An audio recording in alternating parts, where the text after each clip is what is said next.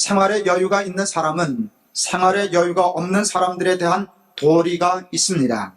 그 도리를 다하지 않고 생활의 여유를 혼자만 즐기는 것은 옳지 않습니다. 그것은 죄에 가깝습니다. 그러나 생활의 여유가 없는 사람들에 대한 도리만 강조하다가 무조건 생활의 여유를 즐기는 것을 죄악시하는 것도 역시 옳지 않습니다.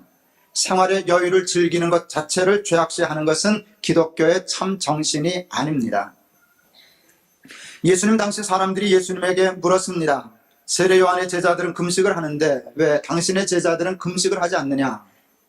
우리는 그와 같은 질문 속에서 당시의 사람들도 참 금욕주의적인 경향을 가지고 있었고, 금식하지 않는 사람들을 경건치 못한 사람이라고 단죄하고 정죄하는 경향이 있었구나 하는 것을 발견하게 됩니다. 예수님은 40일을 광야에서 금식했던 분입니다. 그러나 그럼에도 불구하고 예수님은 금식에 대하여 필요 이상의 평가를 하신 적이 없습니다. 필요하면 할 수 있지만 금식만이 훌륭하고 경건한 것은 아니라는 것이 예수님의 생각이었습니다. 예수님은 사람들에게 포도주를 즐기고 음식 먹기를 탐하는 자라는 별명을 들으실 만큼 예수님은 먹고 마시는 것을 참 즐기셨던 분입니다.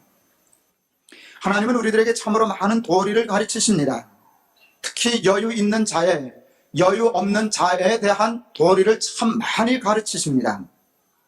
그러나 여러분, 그 하나님의 도리도 한계가 있고 정도가 있습니다. 특별한 경우 예외가 없는 것은 아니지만 보편적으로 볼 때 하나님이 우리에게 말씀하시는 삶의 도리는 한계가 있습니다. 물론 그 도리의 수준과 기준이 만만한 것은 아니지만 하나님은 무조건 도리만 강조하시는 분은 아니라는 말씀입니다.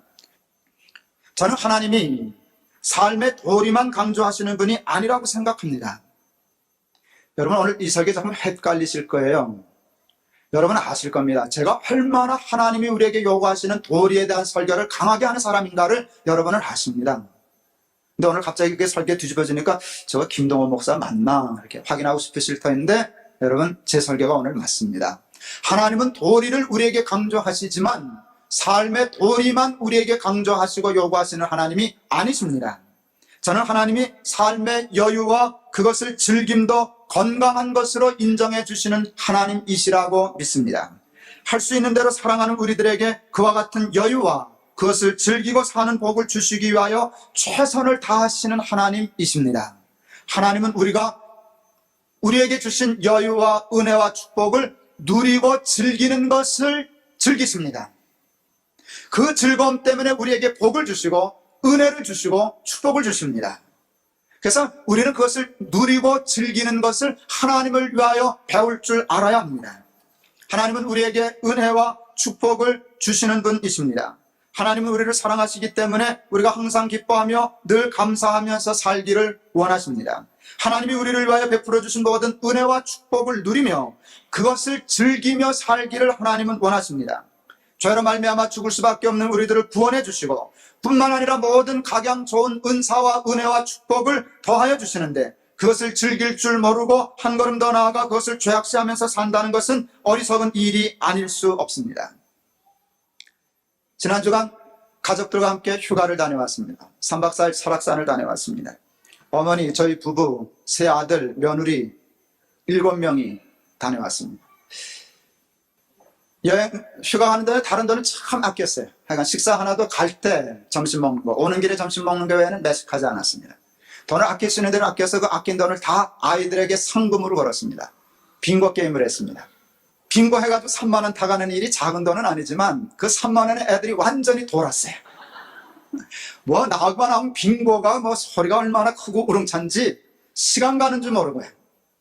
그런데요, 애들이 그렇게 좋아하니까 길길이 뛰니까 그게 유치해 보이지 않던데, 저 자식 뭐 돈 가지고 저러나, 그래봐야 몇만 원인데 그런 생각 안 들던데요. 그 돈 때문에 좋아하고 펄쩍펄쩍 뛰고 소원 씌워보고 웃고 와 뭐 내년에 또 뭐 이런 소리 하면 좋았어요. 제가 그것을 보면서 하나님도 똑같은 마음이시리라. 하나님이 우리에게 상금 50만 원만 거셨어요. 말도 못할 은혜와 축복을 다 거셨는데도 이 인간은 저와 여러분입니다. 도무지 좋은 줄도 모르고 기쁜 줄도 모르고 즐길 줄도 모르고 누릴 줄도 모르고 감사할 줄도 모르고 밤낮벌이 막 먹어가지고 심각하게 거룩한 척. 그건 거룩이 아니라. 그건 하나님이 기뻐하시는 것이 아니라고 말이지. 누릴 줄 알아야죠. 즐길 줄 알아야죠. 여러분 생각해 보세요. 그 작전이 맞으니까 참 기뻤어요. 그렇게 했는데도 애들이 이거 가지고 그래요. 이래놓으면 이게 얼마나 부모는 맥 빠지겠어요. 애들 좋으라고 그렇게 계획을 세우고 다른 건 전략해서 상금을 거기다 걸고 그랬는데 작전이 맞아가지고 애들이 길길이 뛰고 좋아하고 그런 걸 보니까 얼마나 행복한지 모르겠더란 말이지. 여러분 하나님 좀 행복하게 해드려요. 고마운 줄 좀 알아요. 즐길 줄 좀 알아요. 펄쩍펄쩍 좀 뛰어요. 기뻐하세요. 감사하세요. 길길이 애처럼 좀 뛰어봐요. 여러분이 나이가 드셨으면 얼마나 드셨다고, 여러분이 배우면 얼마나 배우셨다고, 여러분이 훌륭하면 얼마나 훌륭하다고 그렇게 하나님 앞에 건방지게 사느냐. 근데 그 1등은 김동호입니다.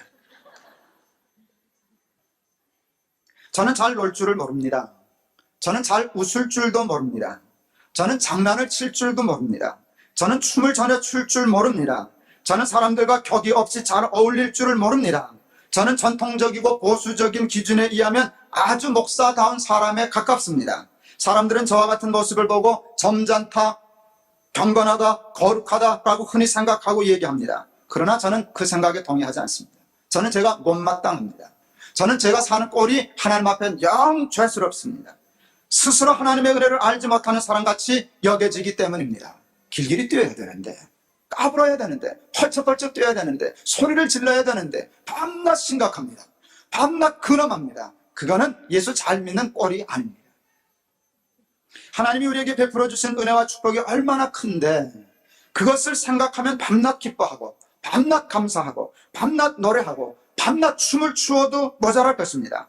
마음껏 하나님이 베풀어 주신 은혜와 축복의 삶을 만끽하고 누리고 즐기는 것이 하나님의 은혜를 아는 자의 마땅한 바라고 저는 생각합니다. 시편에 보면 이와 같은 말씀이 있습니다. 하나님이 그 거룩하심으로 말씀하시되 내가 뛰놀리라, 내가 세겜을 나누며 숫꽃 골짜기를 청량하리라. 이와 같은 말씀이 시편에 2번이나 똑같이 반복됩니다. 60편, 108편. 하나님이 그 거룩하심으로 말씀하시되 내가 뛰놀리라, 내가 세겜을 나누고 숫꽃 골짜기를 청량하리라. 아마 이스라엘 백성들에게 나누어줄 땅을 청량하면서 그게 그렇게 기쁘셨던 모양입니다. 제가 아이들에게 상금 걸고 좋아했듯이 하나님이 이스라엘 백성들에게 복을 주시면서 그 복을 줄 것을 청량하면서 너무 기뻐서 하나님이 그 거룩하심으로 말씀하시되 내가 뛰놀리라. 상상이나 해보셨어요? 뛰노시는 하나님, 펄쩍펄쩍 뛰시고 즐거워서 기쁨을 이기지 못해 하시는 하나님을 상상해 본 일이 있으시냐 말이에요. 여러분, 그것이 기독교의 하나님이에요. 우리가 그리고 있는 하나님의 모습은 기독교적이기보다는 다분히 가부장적인 유교적인 하나님이에요. 기독교의 거룩함은 가만히 정적인 것만이 거룩한 것이 아니라 기독교의 거룩함과 경건함은 동적인 것에 있어요. 뛰노는데 거룩한 거예요. 하나님이 그 거룩하심으로 말씀하시되 내가 뛰노리라. 너무 근사해요. 환하게 파한돼서 하시는 예수님, 펄쩍펄쩍 춤추시고 뛰시는 예수님, 하나님, 뛰노시는 하나님, 뛰시는 하나님, 노시는 하나님. 여러분, 그게 우리 기독교의 하나님이신 줄을 믿습니다. 하나님이 뛰는데 김동원은 못 뛰어요. 거룩하니까, 경건하니까, 점잖으니까. 아니, 미치겠어요. 이게 좀 뛰면 좋겠네. 다윗이 미갈에게 한 말, 내가 여호와 앞에서 뛰놀리라는 말씀이 저는 복음이라고 생각합니다. 여호와 앞에서 우리는 뛰놀아야만 합니다. 중요한 것은 여호와 앞에서입니다. 여호와의 은혜도 알지 못하고 여호와의 명하시는 도리도 알지 못하고 무조건 여유를 즐기고 뛰놀라는 것은 아닙니다. 그것은 여호와 밖에서 뛰노는 것입니다. 여호와 밖에서 뛰노는 것은 옳지 않습니다. 그러나 그렇다고 해서 여호와 안에서 뛰노는 것까지도 옳지 않다고 하는 것은 옳지 않습니다. 그와 같은 사고방식과 생활방식은 남과 세상을 참 피곤하게 합니다. 뿐만 아니라 자기 자신의 삶도 복되게 하지 못합니다. 그와 같은 사고방식을 가지고 사는 사람은 스스로 불행해질 수밖에 없습니다. 하나님은 우리가 하나님의 축복으로 허락해 주신 삶을 즐기기를 원하십니다. 하나님은 우리가 하나님의 축복 즐기는 것을 즐기십니다. 그것이 하나님의 기쁨이시고 하나님의 보람이십니다. 하나님은 우리가 하나님 앞에서 뛰놀고 춤추기를 원하십니다. 하나님은 우리의 아버지이시기 때문입니다. 하나님 앞에서 점잖은 것은 건방진 것입니다. 교만한 것입니다. 어리석은 것입니다. 은혜를 모르는 것입니다. 은혜를 모르니까 점잖은 것입니다. 은혜를 알면 펄쩍펄쩍 뛰어야 됩니다. 소리를 질러야 됩니다. 하나님 좋다고 부둥켜 안아야 됩니다. 하나님 빙고게임 또 하죠. 그러고 덤벼 들어야 하나님이 신나시는 것입니다.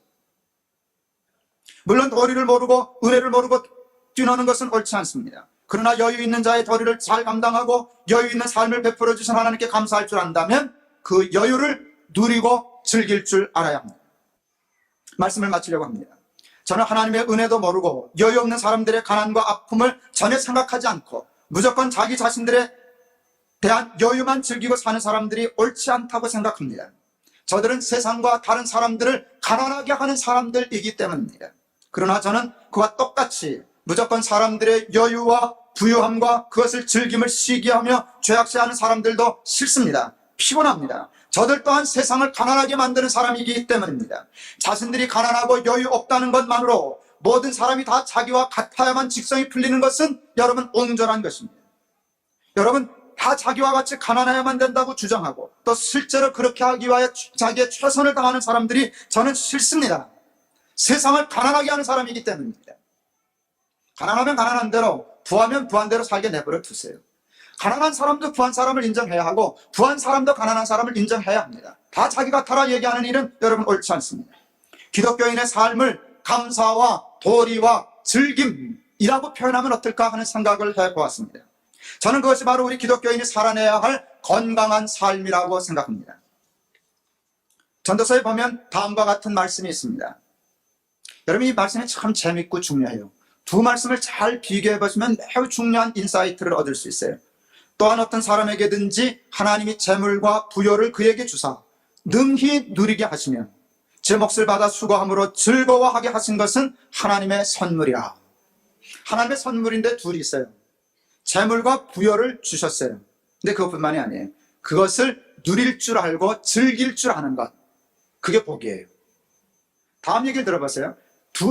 이 말씀은 하나는 있는데 하나가 없어요. 거기에 대해서 하나님은 하나님의 선물이라는 말을 표시하지 않고 악한 병이라는 표현을 쓰셨어요. 한번 들어보세요.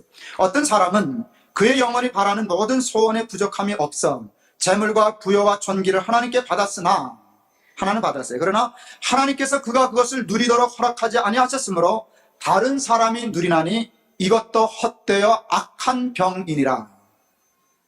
여러분, 첫 번째 말씀은 전도서 5장 19절 말씀이고요. 두 번째 말씀은 전도서 6장 2절 말씀이에요. 5장 말씀은 이것이에요. 부여와 재물도 얻고 그것을 누릴 줄도 아는 사람, 하나님의 선물이라고 그랬어요. 두 번째는 뭔가 하면 그가 하도 조르고 기도해서 재물과 부여와 물질을 주셨다는 거예요. 그런데 거기서 끝났어요. 그는 누릴 줄을 모른다는 거예요. 그걸 쓸 줄을 모른다는 거예요. 즐길 줄을 모른다는 것이에요. 그것을 악한 병이라고 그랬어요. 여러분, 우리들 중에는 그 병에, 악한 병에 걸린 사람이 얼마나 많은지 모릅니다. 수백억 원의 재산을 가지고도요, 버스를 타는 것을 아끼는 사람을 저는 지금도 합니다. 여러분, 가난할 때는 버스 타는 것을 아껴야 합니다. 수백억 재산이 되면은요, 좋은 차 타야 됩니다. 그래야 돈을 써야 세상에 돈이 돌아가기 때문입니다. 수백억의 재산을 가진 사람이 버스 타는 것을 아끼는 일은 절대 미덕이 아닙니다. 사회적으로도 악한 것입니다. 그는 돈을 빨아들일 줄만 알지 세상으로 돌릴 줄을 모르는 사람이기 때문입니다. 여러분, 그런 면에서만 보면 부자들이 좋은 차 타고 다니는 일을 무조건 욕만 할 건 아니에요. 감사한 일이죠. 그렇게라도 돈을 써주니까 얼마나 감사해요. 그래서 세상 사람들에게 돈이 돌아가지 않겠어요? 정말 여러분, 어리석고 악한 병에 걸린 사람은요, 재물이 있고 수백억 수천억의 재산이 있는데 버스도 못하는 사람, 그거는 지나친 것이에요. 그건 병이에요. 저는 사랑하는 높은 뜻 순위교회 교인들이 그와 같은 병에 걸리지 않기를 바랍니다. 가난한데도 낭비하는 병도 악한 병이지만 하나님이 부여를 주셨는데도 누릴 줄 모르고 쓸 줄 모르고 즐길 줄 모르는 것도 악한 병입니다. 써야 됩니다. 하나님을 위하여 쓸 줄 알아야 합니다. 여러분, 가난한 자를 위하여 쓸 줄 알아야 합니다. 자신을 위하여 쓰는 것도 괜찮습니다. 누릴 줄 알고 즐길 줄 알아야지 재물을 모을 줄만 아는 사람은 어리석은 사람입니다. 하나님의 선물을 받은 자가 아니라 악한 병에 걸린 사람입니다. 삶의 여유를 누리고 즐기는 것을 성경은 하나님의 선물이라 말씀하였고, 그것을 누리지 못하고 사는 것을 악한 병이라고 말씀하셨습니다.